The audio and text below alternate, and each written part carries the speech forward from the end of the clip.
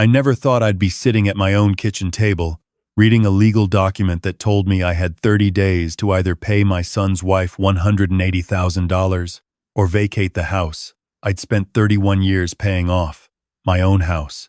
The house where my son learned to ride a bike in the driveway. The house where we buried our golden retriever under the oak tree out back. But there I was, holding those papers in hands that wouldn't stop shaking, not from anger, not yet, but from something closer to disbelief. The kind of disbelief that doesn't scream. It just sits with you, quiet and heavy, like a stone dropped into still water. Let me back up. Because to understand how I got to that kitchen table, you need to understand who I was before that moment. And maybe more importantly, what I got wrong. My name isn't important. What matters is that I'm 63 years old, retired after 35 years as a civil engineer, and for most of my adult life I believed that the greatest thing a father could do was make sure his children never struggled the way I did. I grew up in a small town in rural Ohio, the son of a man who worked 2 jobs his entire life and still couldn't always make rent. We weren't poor in the dramatic sense. We just never had any cushion. One broken transmission, one hospital bill, one unexpected anything, and the whole month unraveled. I swore when I had kids of my own, it would be different. And it was different. I made sure of it. When my son was born, I was 27, already 3 years into a steady job with the county. By the time he was in middle school, we had a real house, a real yard, savings accounts, college funds. I coached his little league team. I drove him to every robotics competition from 6th grade through senior year. I was present. I was proud. And I told myself that everything I built, everything I saved, everything I sacrificed, it was all for him. My wife passed when my son was 24. Pancreatic cancer, 11 months from diagnosis to the end. Those 11 months rearranged everything I thought I knew about grief and time and what mattered. My son was devastated. We both were. And in the years after, we leaned on each other in the way that 2 people can when they've lost the same person. He called every Sunday. He drove up for holidays. For a while, we were genuinely close, in a way I hadn't expected a father and adult son to be. I was grateful for it. I held on to it. He met his wife 4 years after his mother passed. She was charming in the beginning, confident, quick with a smile, the kind of woman who walks into a room and immediately starts rearranging the social furniture. I liked her at first. I told myself the slight unease I sometimes felt was just me being protective, being the widowed father who wasn't ready to share his son. I gave her every benefit of the doubt I had. They got married in a small ceremony in Asheville, North Carolina. I paid for the rehearsal dinner and gave them a check for $15,000 as a wedding gift, which I want to be clear about, not to establish some ledger of grievances, but because it's relevant to what came later. They seemed happy. I seemed happy. We all performed the version of family that we believed we were. The trouble started, looking back, the moment I agreed to what seemed like a reasonable request. About 2 years into their marriage, my son called me on a Tuesday night and told me that his wife's business, she ran some kind of online wellness brand that I never fully understood, had hit a rough patch. They'd overextended on a commercial lease, the revenue had dropped, and they were looking at some significant debt. He wasn't asking for money directly. What he was asking was whether they could move into my lake house for a year, maybe 18 months, while they restructured and got back on solid ground, give up their apartment, reduce their overhead, use the breathing room to rebuild. I want to be honest about something. I hesitated. Not for long, but I hesitated. There was a voice in me that said this was the kind of arrangement that tends to calcify, that 18 months has a way of becoming forever when no one's writing anything down. But I silenced that voice because silencing it felt like generosity, and I had spent my whole life confusing generosity with love. The lake house was mine outright, a 3-bedroom craftsman on a small lake in western North Carolina that I'd bought 13 years earlier as a retirement property. I'd been renting it out part of the year, using it myself in the summers, planning to move there full-time once I retired. It was paid off, fully furnished, in good shape. It was, in many ways, the thing I was most proud of owning, because I'd bought it with no help, no inheritance, just decades of disciplined saving. I said yes. Of course I said yes. He was my son. They moved in October. I drove down to help them, brought boxes of things I thought they might need, stocked the kitchen, made sure the water heater and the generator were in working order. My daughter-in-law walked through the house that first afternoon with an expression I couldn't quite name then but can name now. She wasn't looking at it like a temporary shelter. She was looking at it like a renovation project. The first year was manageable. I visited twice, stayed in the guest room, tried not to comment on the changes. The guest room curtains I'd had for 11 years were gone, replaced by something linen and expensive looking. The kitchen had been reorganized in a way that made it hard to find anything. The back porch, where I used to drink my coffee and watch the water in the mornings, now had a ring light and a backdrop set up for her content creation. Small things, adjustable things. I adjusted. The second year was harder. My son called less. When we did talk, the conversations had a strange texture to them, like he was measuring his words against something. I asked once how the financial situation was progressing. He said they were working on it. I didn't push. By the start of the third year, I had begun to feel like a guest in a property I owned. When I called to say I was planning to come down for 2 weeks in July, my daughter-in-law texted me, not my son, to let me know that July was actually a difficult time because she had several brand partnerships she was filming. She asked if I could come in September instead. I came in September. I told myself it was fine. I came in September, and I noticed that a room I had set aside as a storage space for my own belongings, boxes of my wife's things mostly, photo albums, her books, a few pieces of furniture I couldn't bring myself to sell, had been emptied, cleared out. The boxes were stacked in the garage without any conversation, without any warning. When I asked my daughter-in-law about it, she said the room was being used as an office and that she'd meant to tell me, that it had just slipped her mind. I want to say I confronted that directly. I want to say I recognized, in that moment, that something had gone badly wrong, but I didn't. I moved the boxes around in the garage, making sure my wife's photo albums weren't getting damp, and I told myself that I was being flexible, that this is what good parents do. My old friend Frank, a man I've known since our county engineering days, drove up to have dinner with me that September. We sat on the front porch after the meal, and Frank, who has always been the kind of man who says the thing no one wants to say, looked at me and asked how long I planned to let this go on. I told him I didn't know what he meant. He told me he thought I did. We didn't fight about it, but the question stayed with me long after he drove home. The document arrived in January of the following year. Not in the mail, which would have been strange enough. Hand-delivered. My son came to my apartment, the apartment I'd been renting in Raleigh since my retirement because the lake house was occupied, sat down at my kitchen table, and placed a manila folder in front of me. He didn't look at me when he did it. He looked at the table. Inside the folder were 12 pages of legal language that I read twice before I understood what I was reading, and then read a third time because I still couldn't believe it. The document, prepared by an actual attorney, argued that my daughter-in-law had made substantial improvements to the property over a period of 3 years, improvements that had materially increased its value.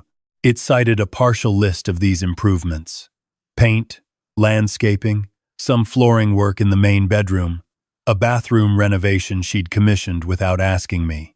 It then cited applicable North Carolina statutes regarding unjust enrichment and improvement claims. And then, on page 9, it arrived at a number: $182,000. That was the figure she was claiming I owed her before she and my son would be willing to discuss any change in their occupancy arrangement. Not asking me to sell the house, not asking me to sign anything over, just demanding that I pay them nearly $200,000 for renovations I hadn't requested on a property I owned as the price of getting my own house back. There was a handwritten note tucked behind the last page. It was from my daughter-in-law, not my son. It said, and I am going to be exact about this because some words you memorize without trying. You've always talked about providing for your family. This is your chance to show you mean it. We've invested 3 years of our lives into this property. The least you can do is make it right. I sat at my kitchen table for a very long time. My son was still sitting across from me. He hadn't said anything since he put the folder down. I looked at him for a long time before I spoke, and when I spoke, I asked him one question. I asked him if this was what he wanted. He told me his wife had worked hard on the house. He told me that they'd put real money into it. He said the number seemed high to him too, but that she'd had it calculated professionally, and he trusted her judgment. He said he hoped we could work something out without it becoming a whole thing. I thanked him for coming. I told him I'd need some time to review everything. He left without hugging me, which he'd done every time we said goodbye since his mother died. I noticed that. After he was gone, I called Frank. I didn't ask for advice, not right away, I just talked. I talked for about 40 minutes, describing everything from the curtains in the guest room to the boxes in the garage to the handwritten note about showing I meant it. Frank listened the way good friends listen, without interrupting, without jumping ahead. When I was done, he said, quietly, that he thought I needed to talk to a real estate attorney before I did anything else. He said he knew someone. I wrote down the name. I want to pause here and say something that I didn't fully understand until I was sitting in that attorney's office 3 days later. I had made mistakes, real ones, not the mistake of loving my son too much. That framing lets me off too easy. The real mistake was that I had consistently prioritized my son's comfort over my own judgment. I had heard the quiet warning in my gut the day I agreed to the lake house arrangement, and I had overridden it because saying yes felt like fatherhood and saying no felt like failure. I had allowed 3 years to pass without a single written agreement, without a lease, without any documentation of the terms of their occupancy. I had treated the whole arrangement like a handshake deal, held together by the assumption that love would be enough. Love is not a legal document. I know that now, in a way I didn't know it then. The attorney's name was Patricia, and she was direct in the way that good attorneys are direct. She reviewed the documents my son had brought, asked me a series of questions about the property and the arrangement, and then looked at me with an expression that was both reassuring and matter-of-fact. She told me the claim had significant weaknesses. The improvements were made without my written consent, which meant they couldn't form the basis of a valid, unjust enrichment claim under North Carolina law. The figure of $182,000 was not supported by any formal appraisal of record.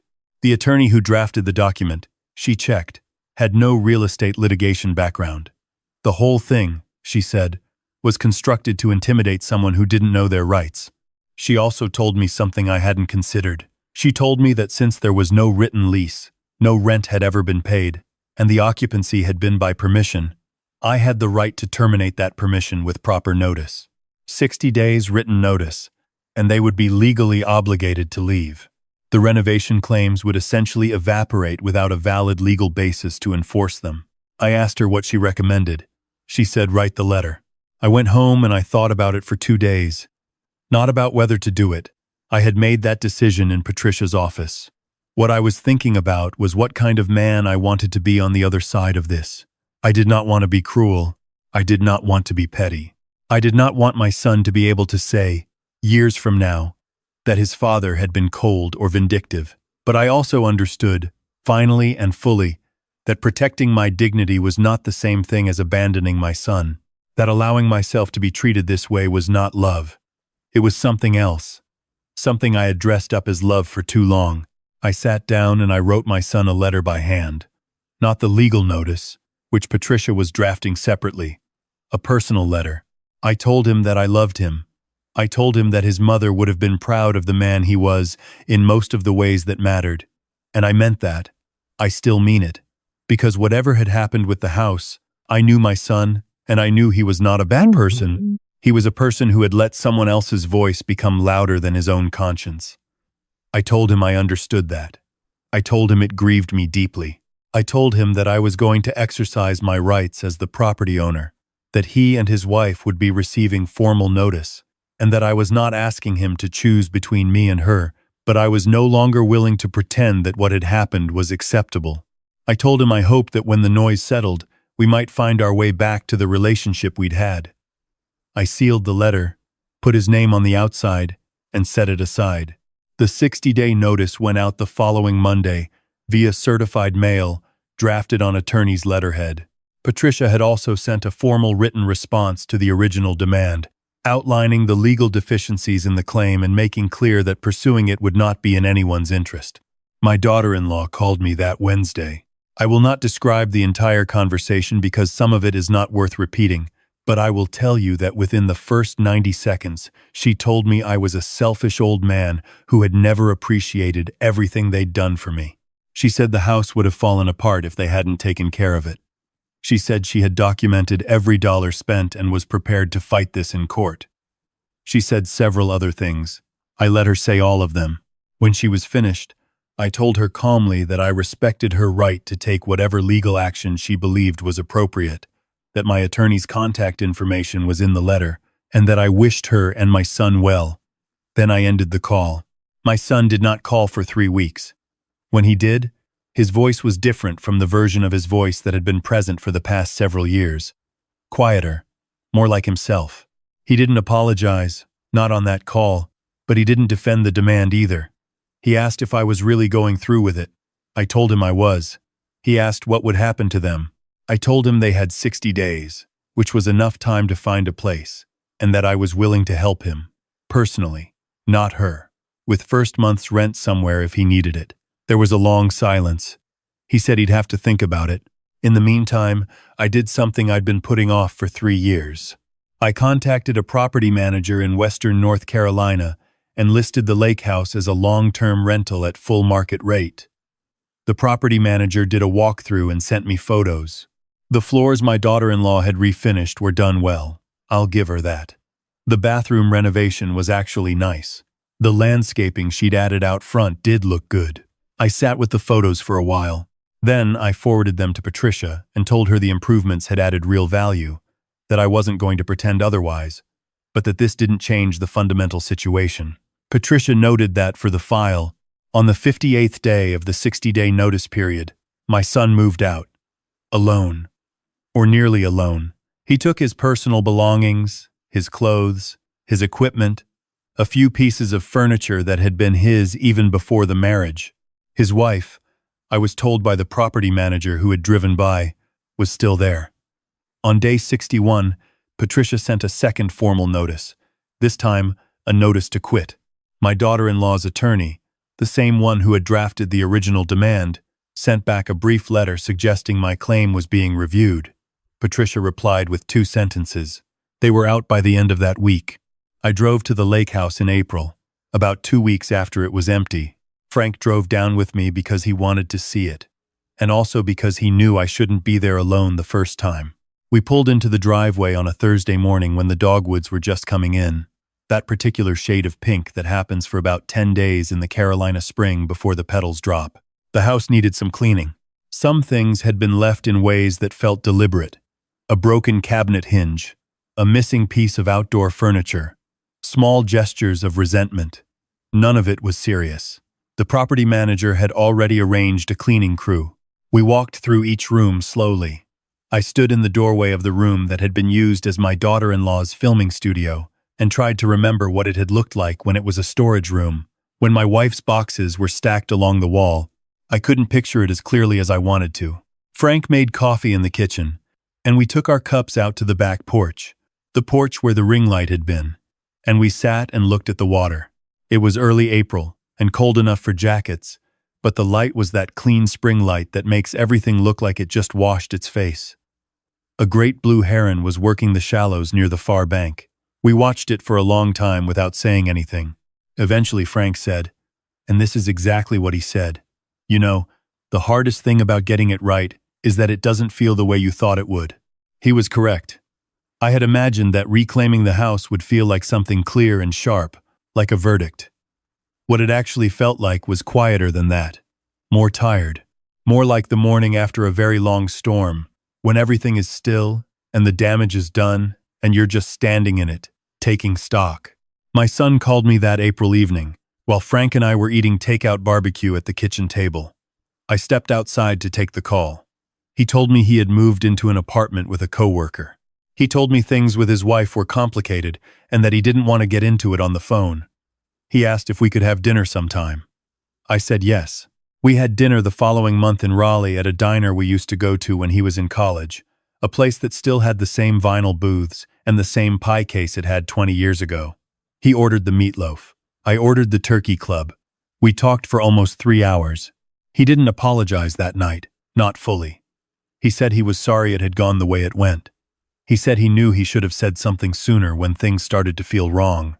He said his wife had told him, over and over, that I had given them the house effectively, that my generosity was an acknowledgement that it was already theirs in spirit. He said he had heard that enough times that he'd stopped questioning it. He told me he was ashamed of that. I told him shame wasn't useful to either of us. What I wanted was for him to learn something from it. Not for me, but for himself. He said he thought he already had. I paid for dinner. He didn't argue about it.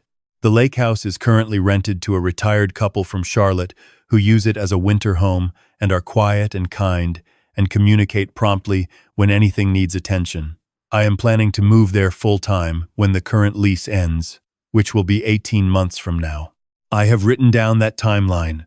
I have told my property manager. I have told Frank. I have told my son. I have not spoken to my daughter-in-law since the Wednesday phone call. I don't expect that I will. Some relationships end not with a fight, but with a document and a 60-day notice and the sound of a car pulling out of a driveway for the last time. I hold no cruelty toward her. I hold no warmth either.